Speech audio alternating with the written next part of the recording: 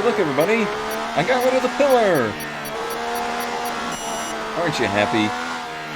Aren't you happy? Hey everybody, welcome back to Formula 1 2018. I just completed a invitational event, which is part of this career mode as well as the last one. This time though, I don't think it means anything. I just did this one to see what it means in the scope of the career, because in the last career they did actually kind of matter in the sense that you could unlock things by doing them, but they were horribly buggy. In this one, it looks like they don't do a darn thing. They absolutely have no weight in the game. They're just there. So I will probably skip those for our career playthrough, mainly because they're exactly the same as the ones from the last game. Okay, we had the new parts come through from the factory. We'll get them on the car ahead of FP1.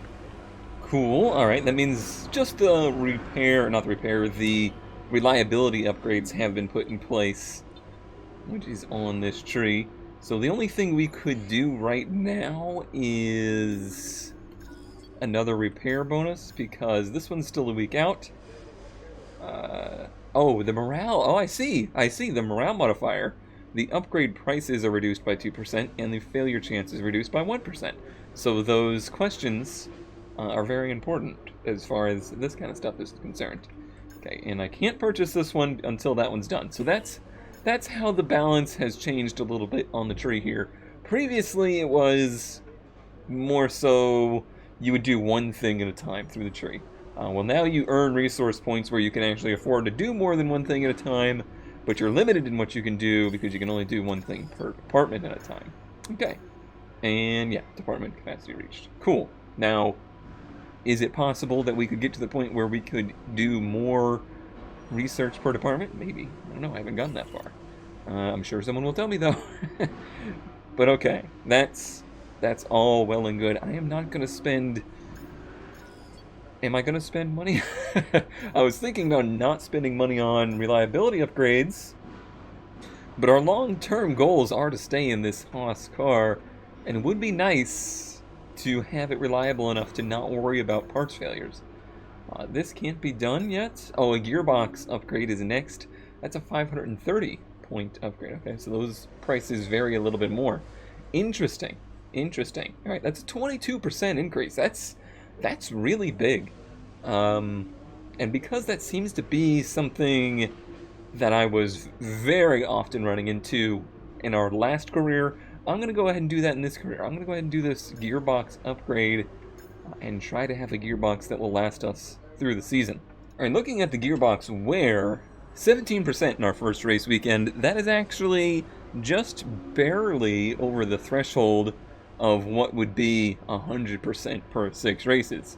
However, we note that these gearboxes tend to fail and have issues once they get over about 80. So if we can reduce that wear per race down to something closer to 10% to 12%, that would put us in much better shape. So I'm happy I did that. We have unread messages. Carl says he's got his weekend preview. Carl says that the parts have been installed right, and Jeff says the weather looks like it will be good in Bahrain, as we would expect. Alright, cool. Let's go ahead and go to practice 1 for race number 2. The magnificent Bahrain International Circuit sits majestically in the desert, situated just 30 kilometers from the capital, Manama. Am I getting a real estate pitch right now? Grand Prix, where practice is about to get underway. It sure is. I've had a chat with Carl about the new parts, and we're happy that they've been integrated into the car okay.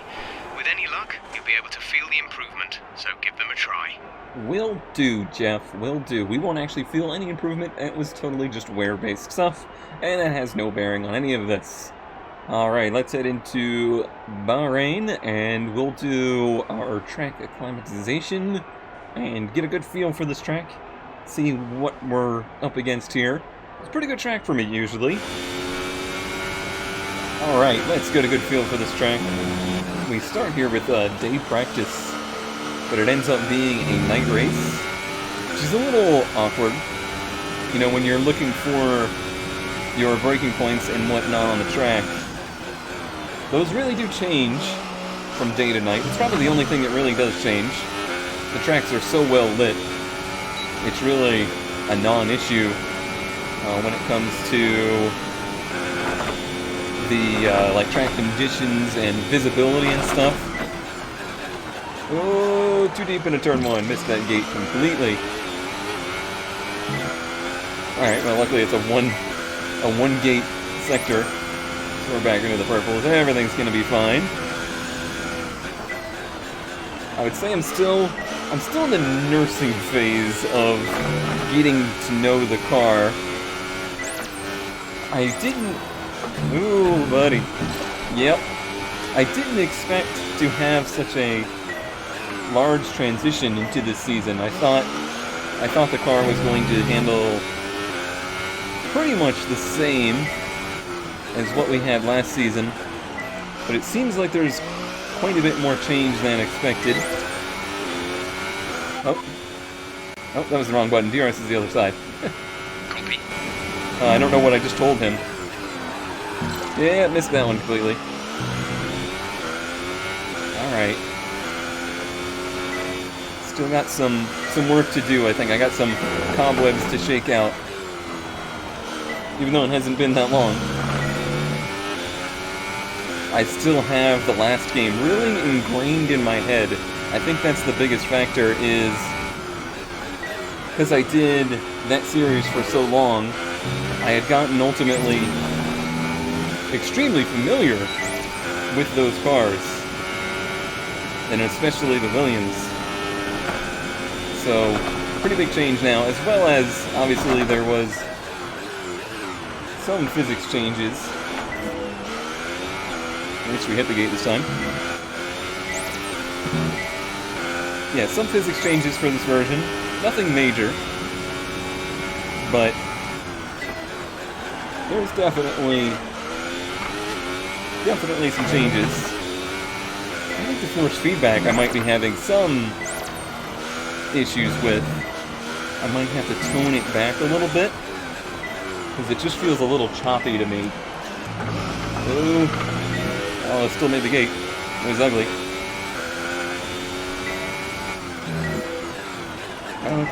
Okay. Nope, didn't make that one. There's a turn on the track I struggle with. That's the one. Getting there. Of course, we're also dealing with the biggest talking point, the halo.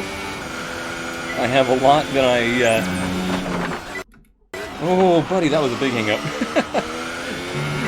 I have a lot that I want to discuss about regarding the halo. Certainly been the biggest topic of conversation, which is kind of unfortunate.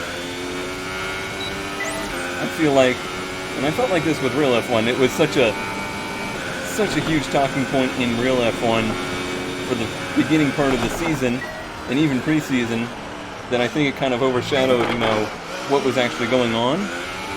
Luckily, this season of F1 has spoke for itself, and people have basically completely forgotten about the halo and their feelings towards it.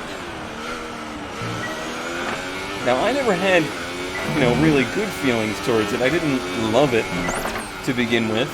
I don't think it was the best design. And I wasn't thrilled about it by any means.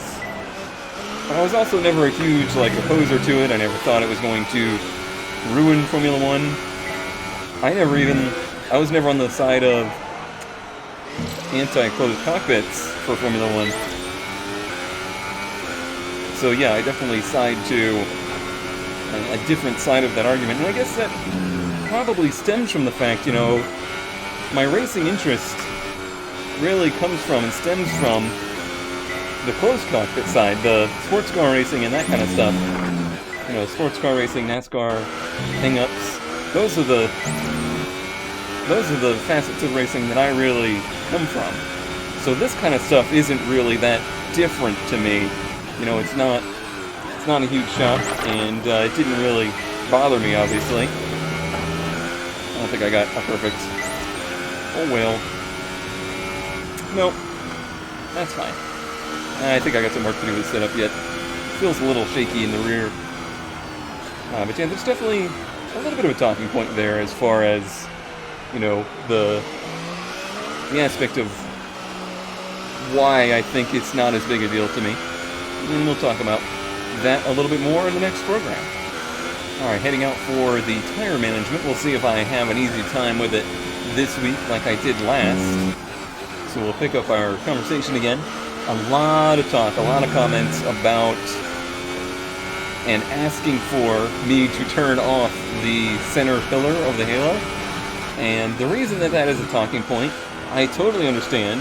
And it felt a little awkward to me that people seem to be so sure that I didn't understand that the real-life representation of that center pillar is a far better picture than the picture we're presented with here. We're really getting a worst-case scenario here, because there's no parallax effect. You know, this is a flat monitor. Oh, bumps into that turn. I really think I noticed the bumps more in this version. Maybe that's what I'm getting with the force feedback. Understeer there. I went for a little bit more of a balanced setup. Low hiccups. Don't need you. Ooh, lockup's gonna ruin our tire rating. We're doing fine on time, so I might chill for the rest of the lap here. So yeah, I certainly do understand that in real life, especially when looking straight on, when looking down the straightaways and such, that center bar is mostly hidden in your view. And when I say hidden, your brain kind of just blurs it out. Just like you don't usually see your nose unless you really think about it and look for your nose. You don't see that. It's kind of the same effect there to a different degree. Gonna nail this perfect on the first try. That's encouraging. Nice. That was a decent lap. Alright, so manage our ERS a little bit here and cool down that. So yes, I do realize that the in-game representation, even though I can move my head and I can, you know, look around it a little bit, this is a worse situation than reality. Right now, I would just barely, I think it would just be a little fuzzy right in the middle there. And I say that because I do have experience. I am not a race car driver, but I have been around race cars, I've been in race cars, you know, I have a lot of experience, you know, and I'm a fan of, like I said, sports cars and things like that. And when I say sports cars, I mean like IMSA-style road racing cars. And a lot of them do have roll bars that go down the windshield, as do stock cars for oval racing. And I am familiar with the impact that has on your view, and it's not really that big of a deal. I would say the hang-ups here are pretty bad. I would say it's a lesser deal than people make it out to be, for sure. The difference is that's never been an issue for Formula One. Closed cockpit cars have never had to deal with that before, so it's strange to now have to deal with that.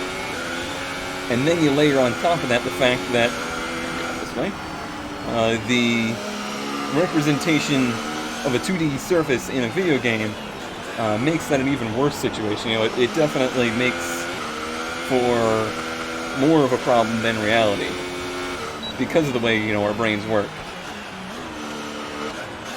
Alright, got my pit practice in for the day. So, there's kind of my talk on, yes, I definitely understand that this is a worse situation than reality. That's not news to me. But there are reasons why I don't really mind keeping it there, and I kind of want it there. Right, going out and doing some race strategy now, doing things in a little bit of a weird order. But okay, why do I want that pillar there? Mostly for the fact that it doesn't really bother me that much. Even though I can't see right now, I can't see the straightaway, as well as I could without it there, and as well as I would be able to with the correct parallax effects and whatnot. I'm able to really pretty much work out what is behind that just through my knowledge of A, the tracks, and B, just, you know, through knowing, you know, track position and car positioning well enough. Oh, let's actually step up that engine, the electric power. Times are a little down there in Sector 1. Forgot that this is a hot lap challenge, basically. Even have to step up to rich mix to catch up a bit. Let's focus on the lap for a minute. I don't really want to harp on this too much, and I fear it's going to be a topic that dominates the season, and honestly, if it gets to a point that I'm just sick of hearing about it, I probably will eventually turn it off, if need be. But I hope we can get beyond that point. We'll see. Oh, but I kind of just wanted it there, because I don't think completely removing it is a representation of reality, which is, I think, the attitude some people are taking, is that if you have it on, it's less realistic than if you have it off. I can't say for sure which way the coin's gonna flip there. I've never been in a Formula 1 car, and sure as hell not one with a halo on it. But my experience in road racing cars tells me that, to some degree, your visibility is going to be limited one way or another. Maybe not as prominently, and maybe not even in the same way. But it's always going to be there, and there's always going to be drawbacks to it. So I think to make it a zero drawback system is not a positive change. I don't think that's where they should have gone with it. I've heard and discussed with, even with some people on Discord, about maybe it should have been defaulted to off. I don't think I agree with that either. I really don't think they should have defaulted it to anything. I think they should have, right at the beginning of the game, some kind of introduction to the game where you make decisions like that,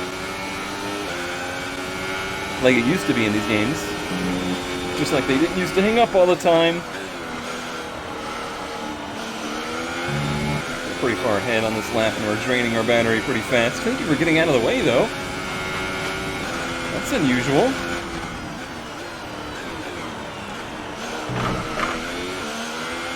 There's a whole other topic we gotta talk about with the ERS stuff.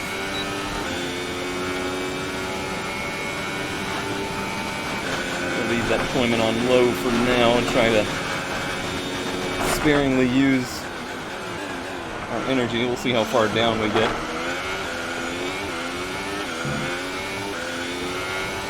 But I will say for now, until it really starts to bother me, until it starts to become a problem for me, and unless I notice that it's detracting from the fun in the game for me, I'm going to leave it on for the challenge and to try to kind of get a grasp of a little bit of the challenges.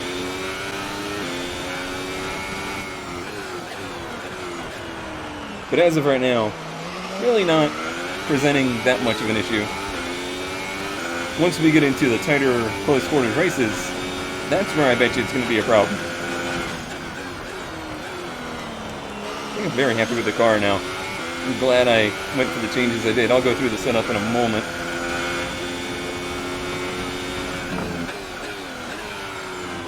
I think I got some work to do with that turn. Yeah, the car feels nice and balanced. Overall, it feels like the car's way sharper on turn in and way more predictable on exit this time around. I'm real happy with it. The feel is just way better with the car overall. Not that I think it's faster. This doesn't feel really like a better car or a faster car than the Williams of our 2017 career. It just feels much more fluid and direct. And I'll get a better taste of whether that's this Haas car or whether that's other cars when some other things start to unravel. Actually, by the time this video comes out, that may have already unraveled. As with my ability to handle the lockups and freezes. Okay, well, that's it for this program. We've already perfected it. I'm going to go to pit road, and maybe I'll do the qualifying run on camera, but maybe we'll go straight to qualifying, actually. Alright, I will show the qualifying program because one last talking point of the Halo situation, and then I'm going to drop it.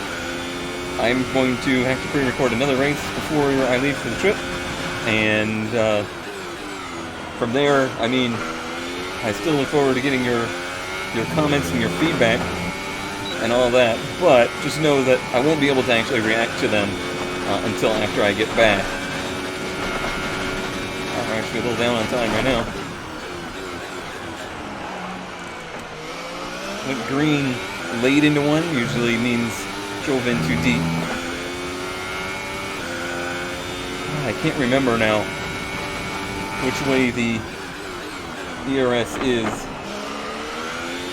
I've been told that 4 and 5 use them differently per year you're in. Like when you're in 7th and 8th, you should be using, I think, hot lap, and then when you're in the lower gears, you should be in 4.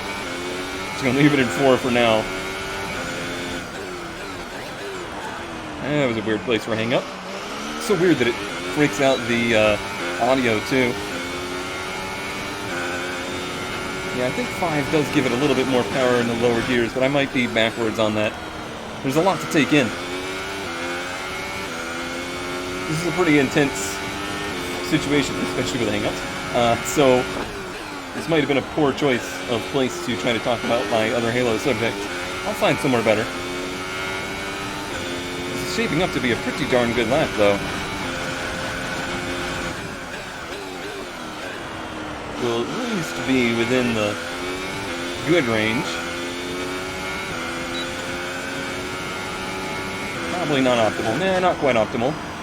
But a P7, I think, is what they predicted. I'd be happy with that. Cool.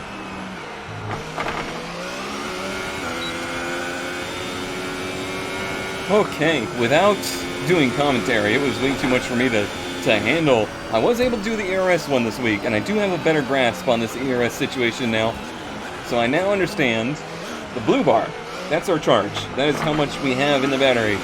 The white bar is how much we have per lap, and when that's going down, that means it's being deployed this lap.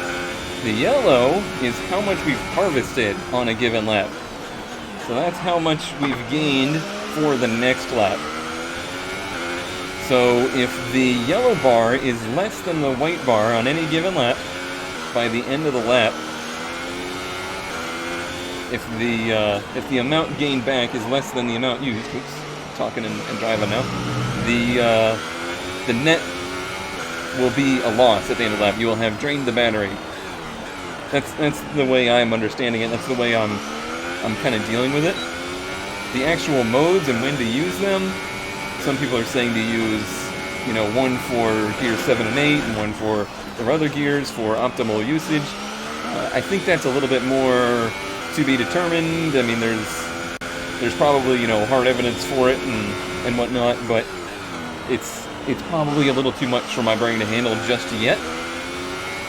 But I think I'm getting there. I think I'm getting a better grasp of it now. So I see that my yellow meter is less than the amount I'm missing out of the white, so therefore I will have a net loss in battery power this lap. Versus if I were running, you know, medium for the whole lap, I may only drain a little bit, but I will harvest more. So that's what my understanding is there. I am enjoying the fact I can seemingly do a little bit more practice this year for the season in this game because of the practice gearboxes. That is a huge stress relief for me. Enjoying that a lot. Alright, so just before we get to qualifying here, and our last in-lap, the other Halo debate is that I think Codemasters got it all wrong. I think they handled it very poorly. Their execution was pretty lame. They basically modeled it, stuck it on there, and said that's good enough. What I would like to see them do is to take driver feedback on what the view actually is. They have the ability to talk to Formula One drivers, and they're not pushing towards VR with their titles. So why not talk to Formula One drivers and get their perspective on what is the view? Where is it blocking? How much of it is, blurry or invisible even? In what situations? And they should have tried to integrate it like that. So, in my mind, when I'm looking straight on like I am now, that middle column should be a very thin bar, and then with a range around it that's a little blurry. Because that's how it works. Put your hand in front of you, at about a foot, and you can see through it, but there's that little bit of fuzziness, a little bit of blurriness where you see the object as well. So that's how I would have handled it. And then as you look into the turn, or you look, left and right, it would pop back into existence, but only where it is. Only where it exists. I don't know how technically difficult that solution would have been, but I would have been way happier with their execution if they had tried to do something like that. Because what they did feels pretty lazy to me. Defaulting it to on in this representation, or defaulting to off, neither of those would have made me happy. And who knows, maybe they will patch it, maybe they'll improve it, but honestly, it doesn't bother me that much. If it gets to the point where viewers just can't handle it, and it's, for whatever reason, the end of the world to have it there, I'll turn it off, if that point comes. But hopefully, if I shut up about it, and we just continue playing through the season, eventually I bet you we'll probably forget that it's there. Probably. Maybe. Quick look at the classification at the end of the session then. Here are your top three. Red, Vettel and Max Verstappen. That concludes an interesting practice session. Let's hope for more excitement as the weekend unfolds. But don't be fooled. I think I'm the only one that did a qualifying program, or one of the few. Maybe Verstappen did. I'm not going to panic yet, but if in this race I out-qualify Magnussen significantly, we will then for sure be looking into changing the difficulty. Don't you worry. I will not let it happen where we go out in this Haas and are fighting for pole and fighting for race wins. But I'm going to take the practice results with a grain of sand for now. Any interviews today? Let's see. I'm sure I got messages because I skipped some practice programs, or not programs, but practice sessions. Enter F8. Emma, do your best out there today. Thanks. Jeff, oh wait, what does that say? Kevin's the main target. Gotcha. Jeff says the weather's good. Fairly straightforward layout. Yeah, that's my bad turn 10. And Carl, yeah, whatever, Carl. Okay, so yeah, let's go ahead and go to qualifying. The cars are ready, the drivers are ready. We hope you're ready as qualifying is about to begin here in Bahrain. So then, Ant. Wow, that was Kimi Räikkönen, huh? That did not look like a super accurate representation. Alright, let's go ahead and go to the track and get ourselves a Q1 lap in. Jeff didn't have anything to say to us. Maybe he doesn't think we'll have an easy time getting through to Q2. I have my doubts. Oh, hey, hello, nighttime. It's actually nighttime fog, isn't it? There's no stars in the sky. It's a very gray night. Unless they're just representing light pollution better. Interesting. Alright, well, we'll have to see. Ooh. Hit some pretty bad understeer right there. I think the main thing I use my mirrors for is in order to look to see if DRS is open. I'm still getting used to the decel or the downshift noises. Oops. It just does this little It almost sounds like a record skip. Skips, holy shit. Oh man, it's gonna be a rough weekend if it doesn't that whole time. Yeah, it almost sounds like a little record skip if you downshift, I think, a little too fast. It's just a little off-putting.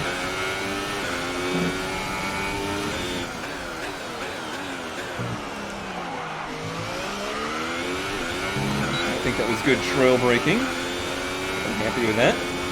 I am overall pretty happy with the car. For a track that is typically one that I like, but realize it's a difficult technical track. That's going to make it much more difficult. Like I've mentioned, I'm recording all of these in the moment. In the moment? What does that mean? I'm recording all of these in a batch because I'm leaving for a trip. So we're not going to have the ability to have any kind of patch or anything like that.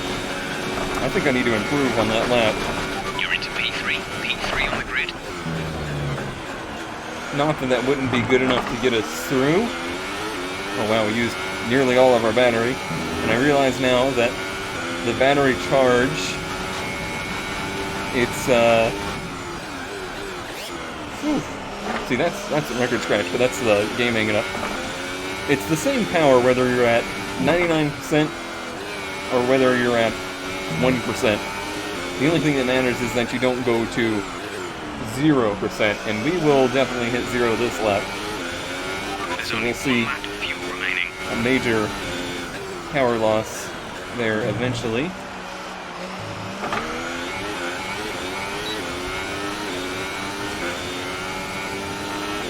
We're only a little bit up on that time, but I think it was actually the last sector that... Ooh, but it skated out on me there. That's gonna cost us a bit. Yeah, it was right here where I had that big frame hitch that cost us a bunch of time. Yeah, big pickup. Yeah, hopefully after, I believe, China, I'll be back. Hopefully by then there's been a patch that fixes some of those issues. Oh, we had just enough DRS, or not DRS, ERS. Wow, we were well under Magnussen though. Huh. Yeah, that's why I said don't put too much weight into those practice times. We may still have a fight on our hands. We'll see. So we are currently 5th and 6th. It's not really that... So far, our fastest really, lap Jeff, is a really. 1:31.0. It's not really that we were down in the charts. It's that Magnussen's really high in the charts. I think his pace is better than I expected. But really, theoretically, I just saw the word session theoretical down there, and I think it stuck that in my head. But theoretically, I think we should be fighting Force India and with Renault for this season. So it's not unrealistic that we are where we are. How about a brief... No, I'll wait for the race. I'll wait for the race to discuss the Force India stuff, because hopefully in the race I'll have some time. Our snazzy music brought us to P7, P8 in Q1, and I think that is a wonderful place to be on track, and we're right in target with I was about to say Magstappen. Kevin Magstappen. Right on the same page with Magnussen. Looking good. Now let's head to Q2. Alright, nightfall is upon us here. I don't understand why they put it on 5 to get you out on your hot lap. I also don't understand why I am missing the last turn so badly. I may have misused my ERS a little bit right there. I didn't have it on soon enough, mostly because my exit of the last turn was real ugly.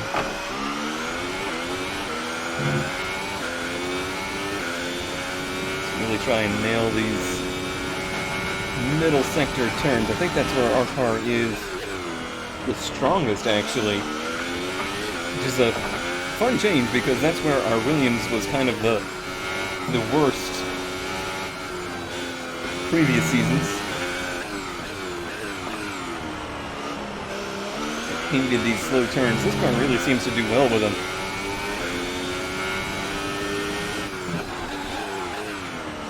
Just a little bit of lock-up there.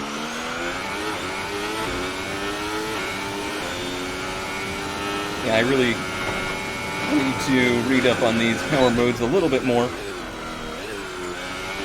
It's a big change, you know, it's a whole nother layer of things to know and learn about, so it's gonna take me some time. But I feel confident that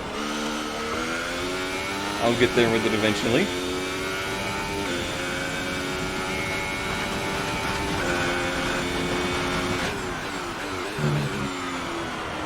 Ooh, that was a really nice last turn. It's a shame that I kind of wasted this really good lap with that really bad start. That was the class this lap. That will be beaten, and already has been, but I think that lap's going to put us in good shape. Down to P2. That was quick. Alright, yeah, let's save these tires and see how we do. I like the red, white, and blue. Alright, as we listen to the snazzy music, let's actually talk about this right now. So, the Force India situation. It's an extension of an issue that's been growing in Formula One, and that is pay drivers. So Force India was in a bad situation. They, were behind on their bills basically, and were facing having to stop racing, basically going bankrupt and being done. Well, Papa Stroll has come along and now basically bought all of the team's debts and assets, and is going to run the team in the future. Basically to give his son, Lance Stroll, a better car, and his own team, essentially. That is interesting, and, in my opinion, a little sad. That's definitely painting a picture of a direction that is a lot different than the past Formula One, and could be not great for Formula One.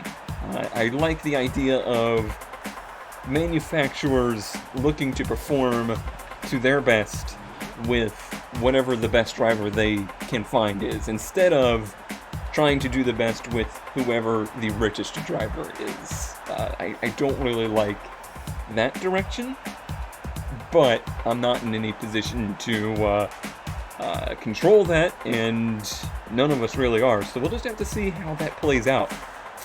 I feel bad, though, for Ocon, because he's doing so well with that team.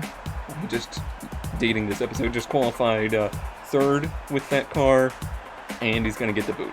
It's an ugly situation, and really all of F1 is currently an ugly situation in regards to that, and Magnussen just got knocked out in Q2. That's interesting, and not good for our team, but I'm glad that I got through. Just a little curious why he's so far down. Guess he just had bad laps or something.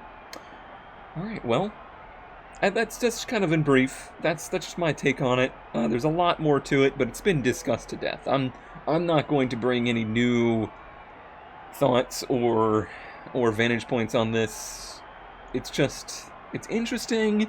It's crazy silly season, and it's a little disappointing to see basically pockets getting people rides instead of skill.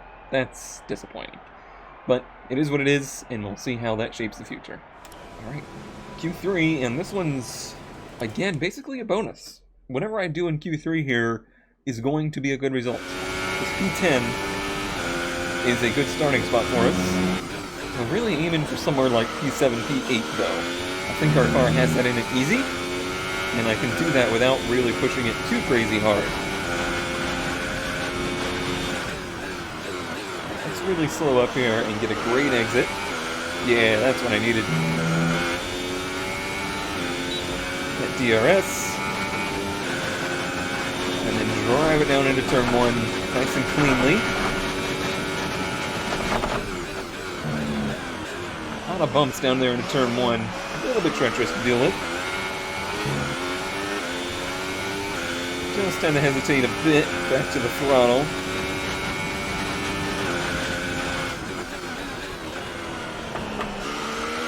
Bumps right there, affecting it a bit as well.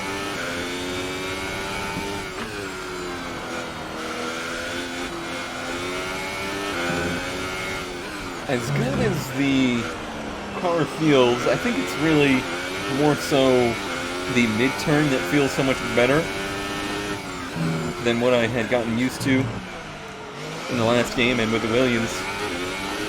I would say the area that I'm lacking is a little bit of steering feel on turn-in. It feels like the turn-in is sharper and better, and someone even noted that it looks like I'm not turning in too sharply and too aggressively this season versus last it seemed like I was. I do credit the turn-in feel for that, or the turn-in, I don't know how I describe it, confidence, but the feel isn't there. Yeah, that's a good way to describe it. The car feels very confident, but the feel feels a little lackluster. I just don't feel like the car is really in the track. That's 30.6. You've moved up to P3. We might ride with that. I don't think I really have much more in it. That was a pretty darn good lap. The only thing I think I could clean up is maybe the middle sector a touch. And I really don't know if the extra laps on the car are going to be worth it. So I might ride with that.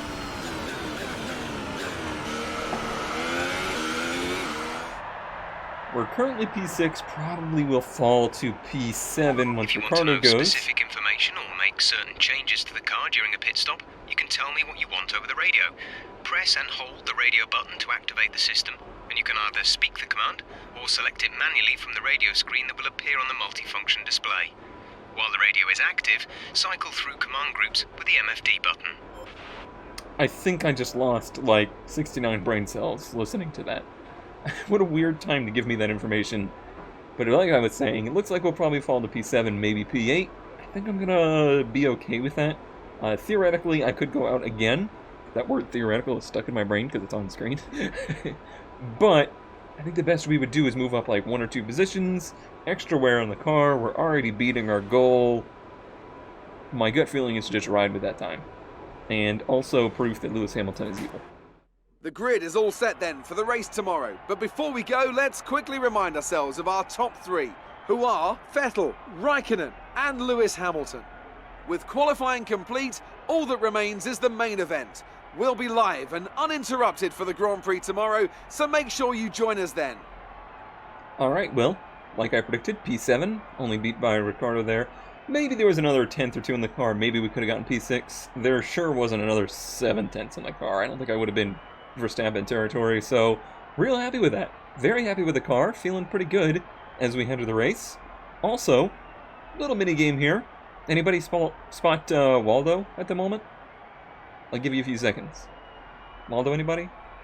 He's here somewhere. Well done. Very solid results. You're looking good for the race. Thanks, Emma. Alright, everybody, that will do it for the pre-race for the Bahrain International Circuit. Thank you as always for watching, and I will see you tomorrow for the race.